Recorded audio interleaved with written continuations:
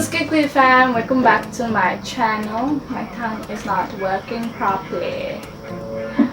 But anyways, welcome back to my channel. I almost didn't post today because remember I mentioned I was working in yesterday's video and I underestimated the workload, and today was like hectic and tomorrow as well, so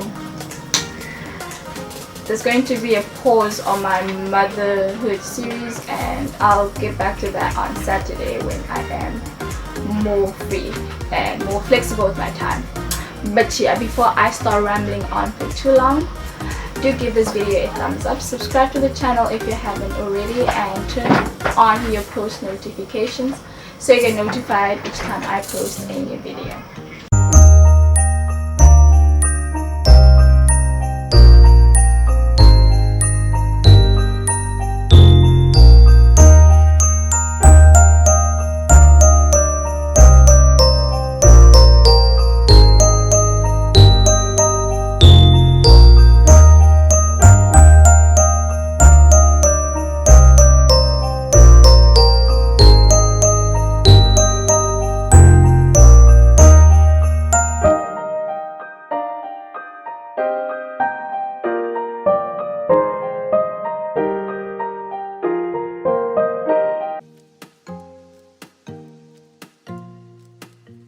So if y'all are students, then you probably know what procrastination is, because this is a disease that most of us suffer from, unfortunately, and we are trying to cure it. And you probably know this, and that's probably why, if not, it could be why you clicked on this video.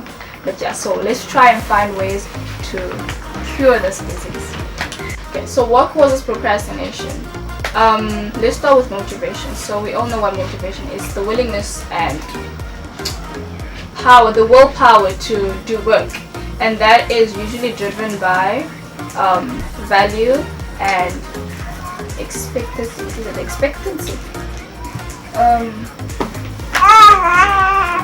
Yeah, value and expectancy. So like, you expect something from what you're trying to achieve, and that's why you're motivated to do it. Like it gives you some sort of satisfaction. This goal gives you some sort of satisfaction. But when that is outweighed by things like anxiety, fear of failure, or even mental exhaustion and distractions, when those outweigh motivation, that's when we procrastinate. Because remember, motivation isn't the direct opposite of procrastination, since motivation is your willingness to do work, and procrastination is not the willingness to not do work, but rather the postponement of doing it. Like, you want to do it, but you're just postponing it to the very last minute. Okay, and we want to fix this. So procrastination is basically the culture of postponing things to the very last minute. Ask me, I am a master in that department. But unlike popular belief that it has something to do with being lazy, I still think it's got something to do with being lazy. However, apparently not. From the research that I did, apparently it's got nothing to do with laziness. It's just basically that your motivation is low, and therefore you procrastinate. Because procrastination is the opposite of motivation, since procrastination is your avoidance to do work to the very last minute, whereas motivation is the willingness and the drive to do work. Okay, so from the explanation I just gave, you can see that procrastination is basically counterproductive. Like, postponing things to the very last minute goes against being able to give your all to a certain task, because you're just rushing to get it complete before the deadline, instead of having all the time to gather your thoughts and do more research so that you can give your best for that project or assignment or whatever it is that you're trying to complete. And another thing if I was to bring the Bible into this, in Proverbs 27 verse 1, it even tells us, don't mind that, it tells us that do not boast about tomorrow, for you know not what tomorrow brings. That is to tell us that us postponing it, you don't know what's gonna come next. Like always postponing, like with me, with the workload of today, I postponed also.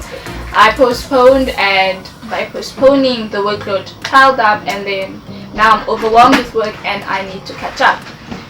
That's not productive because now I've got like limited time, and yeah, it's not productive. The Bible goes goes further on to say that in 1 Corinthians 14 verse 14 that but everything should be done in a fitting and orderly way. So this should tell us that we are supposed to be planning our lives. Like everything you want to do, just put in a plan. Just like I'm gonna insert a card to the planning video that I made. But we need to always have a plan in place and try and stick to the deadlines instead of postponing it to the last minute. The Bible is encouraging us to do things in a fitted and orderly manner, and the only way to do that is by planning and sticking to deadlines, and that is the opposite of procrastination. So how do we tackle procrastination? So I've got 3 easy steps for you guys to do. In the first step, I need you guys to figure out what your goals are. Like, set your goals in such a manner that you're either going to use the CAM system or the SMART system. But I prefer you start with it as a CAM and work your way to making it a SMART plan, or rather a SMART goal. So CAM, what CAM stands for is your goal has to be clear, achievable, and meaningful. So in clear is basically self-explanatory, so you need to be clear about what you're trying to achieve.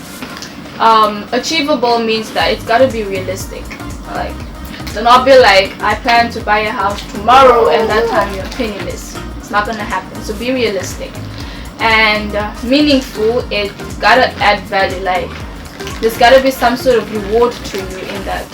You'll feel some sort of joy or satisfaction by achieving this goal. So this is going to be basically your drive to completing this goal. Whereas with your SMART, it's more in-depth compared to the CAM system. So SMART means, SMART stands for simple, measurable, attainable, relevant, and time. What? Right? Time is So yeah, T is time. I just double checked. So after you've set your goals and you've either made them in a CAM system or a SMART system, whichever one, you can use whichever one.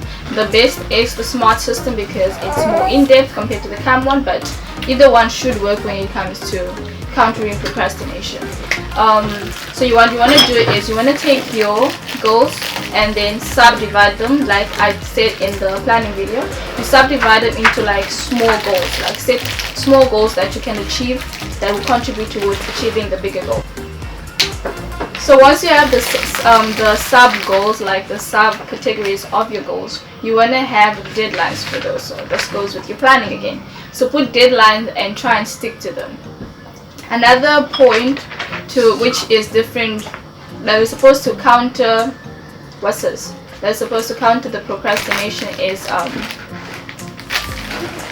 starting with small commitments. Things like if, let's say, for example, you want to meditate. So meditation, you want to start meditating and you want to start with, say, 30 minutes meditation, but because you know you're going to procrastinate because it's 30 minutes of your time, rather start off with 15 minutes. So you're going to give yourself a 30-minute time frame to only meditate for 5 minutes. That's quite achievable. So another example would be, say you want to wash the dishes. So you know it's going to take you 30 minutes to wash the dishes, but you're going to, in your deadline, you decide you're going to do it in an hour. That's where you know if you procrastinate, so long as your deadline is an hour, you can do it within that hour. And yeah, so just set the bar low. Instead of like putting like strict, it's gotta be done by this time, giving yourself like short time frames to complete the tasks. Instead of making short deadlines for tasks because you think it takes this amount of time, since you procrastinate, what you want to do is you want to start with long deadlines, as in give yourself like times. Okay, so if you usually complete this task in 15 minutes, try and multiply that by 2 or 3, and then work with that as your sub goals. And another thing that you could do is reward yourself with everything that you complete, like small reward. And yeah, you gotta practice the self-discipline, because if you do not have self-discipline, you're gonna be telling yourself like, why can't I just reward myself now without completing the task? So getting your mindset into the time frame of, I need to complete this, and only when I complete this will I reward myself with this. Only when I complete that will I reward myself with this. So if you go into that type of mindset, you get used to it and you can build a habit. Remember the 21 to 90 day habit lifestyle changes. So try and apply that when you're doing this. Another point is try and avoid being a perfectionist, because by trying to be a perfectionist, you're going to end up procrastinating, because you're trying to perfect this. You're going to try and find something to perfect, and you don't want that, especially when you are a procrastinator. Try and avoid being a perfectionist. I'm very guilty of this. But yeah. Step number 2, figure out why you procrastinate. Like, sit down and just do some self-reflection, and like, what is it that causes you to procrastinate? What is it that causes you to procrastinate? Is it maybe distractions, the environment that you're in? Is it the fear of losing out? For me, mostly it's like mental exhaustion, as in when you know that something's going to be overwhelming and you're not ready for that. That for me is usually the reason why I procrastinate, or not very confident about the outcome. That's also that links to fear and anxiety. So try and figure out what are the factors that contribute to you procrastinating. And then that brings me to step number 3, collaborating these 2 points. So basically you're going to use your SMART goals and how you plan that, and mix it with what causes you to procrastinate. Put those together, and that should help you avoid procrastination. So that will help you avoid procrastination in that you know what you're supposed to do and what you're avoiding. So you know what your must and your don'ts are, and then you mix that with self-discipline, and you're all good to go. But yeah, so I'm about to close this video because there's a lot of distractions happening right now. I want to leave you guys with Proverbs 10 verse 4, which states that lazy hands make for poverty, but diligent hands make for wealth. So just keep that in mind and bear it in mind. Use it, apply it, and yeah, I really hope you guys found this video helpful. Until next time, bye.